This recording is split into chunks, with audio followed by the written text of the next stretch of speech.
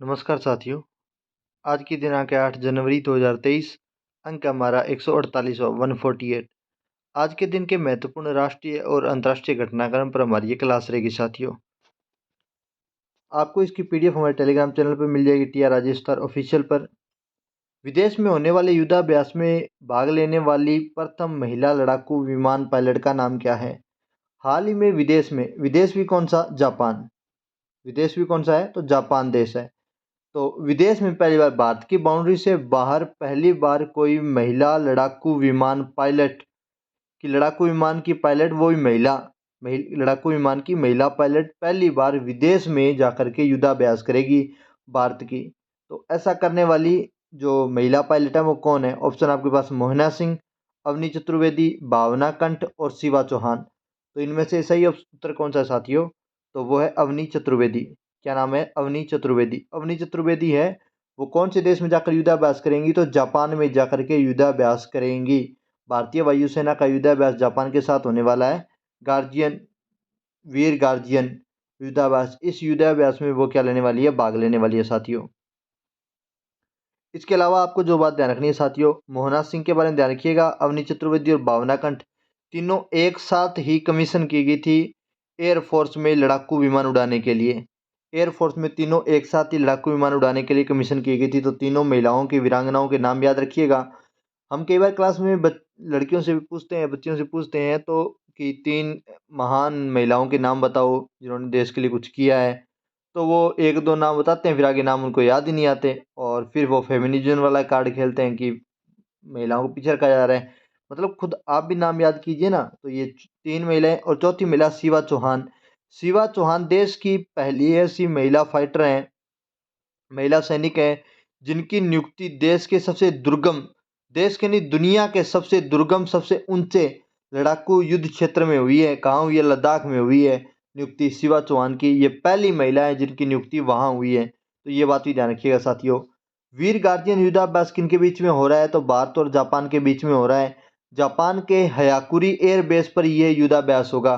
तो मोस्टली आप पहले फाइटर प्लेन की हमने बात कर ली तो आप समझ ही गए होंगे कि ये युद्धाभ्यास किन के बीच में होता है। तो ये वायु सेनाओं के बीच में होने वाला युद्धाभ्यास है। तो मुझे उम्मीद आप ये बात तो समझ ही गए होंगे। इसके अलावा ध्यान रखिएगा, इस युद्धाभ्यास में पहली बार भारतीय वायुसेना की महिला पायलट हिस्सा लेंगी। पहली बार महिला पायलट क्या ले रही है? इस युद्धाभ्यास में हिस्सा ले रही हैं। और पहली बार ये ऐसा हो रहा है कि भारतीय महिला फाइटर जो पायलट हैं वो जा रही हैं विदेश में युद्धाभ्यास में भाग लेने। कब से कब तक है? 12 जनवरी से 26 जनवरी 2023 तक। नेक्स्ट देखिए, भारतीय वायुसेना में महिला कौन कौन सी महिलाएं हैं? तो मोहना सिंह, अवनी चतुर्वेदी, भावना कंठ पहली बार बतौर महिला फाइटर प्लेन वायुसेना में शामिल हुई हैं। और squadron leader Avani Chaturvedi Sukhoi 30 MKI को उड़ाने वाली पहली महिला पायलट भी बनी। ये बात भी ध्यान रखिएगा, सुखोई 30 MK को उड़ाने वाली पहली महिला पायलट कौन है? तो अवनी चतुर्वेदी है। हाल ही में किस राज्य में जातीय आधारित जनगणना शुरू हुई है? किस देश ने? हालांकि भारत सरकार ने कहा है कि जो जनगणना का कार्यक्रम है वो सितंबर तक से शुरू किया जाएगा। तो भारतीय सरकार ने तो सितंबर तक टाल दिया है। लेकिन एक ऐसा राज्य है जिसने जातीय आधारित जनसंख्या या जनगणना शुरू कर दी है। कौन सा राज्य है? ऑप्शन आपके पास साथियों, बिहार, राजस्थान, झारखंड या मणिपुर। तो सही उत्तर है साथियों राजस्थान। कौन सा है? तो राजस्थान ऐसा राज्य है जिसने अभी घोषणा की है, ठीक है, इस प्रकार के जातिगत जनगणना की। नेक्स्ट देखिए, भारत की पहली राष्ट्रीय विद्युत संहिता कब तैयार की गई थी? ऑप्शन 1985, फिर 2003, फिर 2011 और फिर 2023। 4 ऑप्शन है साथियों। 1985, 2003, 2011 और 2023। तो सही उत्तर है साथियों 1985। सही आंसर क्या है? 1985, ठीक है। पहली राष्ट्रीय विद्युत संहिता 1985 में जारी हुई थी। 2003, 2011 और 2023। तो फिलहाल 2023 में राष्ट्रीय संहिता जारी की जाएगी, ड्राफ्ट उसका तैयार है। हाल ही में विद्युत योजनाओं की स्थापना के लिए मानक ब्यूरो ने एक व्यापक संहिता तैयार की है। राष्ट्रीय बाल अधिकार संरक्षण आयोग के अध्यक्ष कौन है साथियों? राष्ट्रीय बाल अधिकार संरक्षण आयोग के अध्यक्ष कौन है? तो सही उत्तर है, ऑप्शन देखिए साथियों, प्रियांक कानूनगो, सुची त्यागी, उषा शर्मा या बलविंदर सिंह भल्ला। तो सही उत्तर है साथियों, प्रियंका कानूनगो। प्रियंका कानूनगो राष्ट्रीय बाल अधिकार संरक्षण आयोग के अध्यक्ष हैं, पुरुष हैं, ध्यान रखिए। प्रियांक कानूनगो, प्रियंका नहीं प्रियांक। नेक्स्ट देखिए, हाल ही में किसे अवार्ड ऑफ ग्लोबल लीडरशिप के लिए चुना गया? ऑप्शन है D Y Chandrachud, Y D Chandrachud, Kiran Rijiju ji या नरेंद्र मोदी। तो सही उत्तर है साथियों डी वाई चंद्रचूड़ को हाल ही में इस अवार्ड के लिए चुना गया है साथियों। नेक्स्ट बात करते हैं साथियों,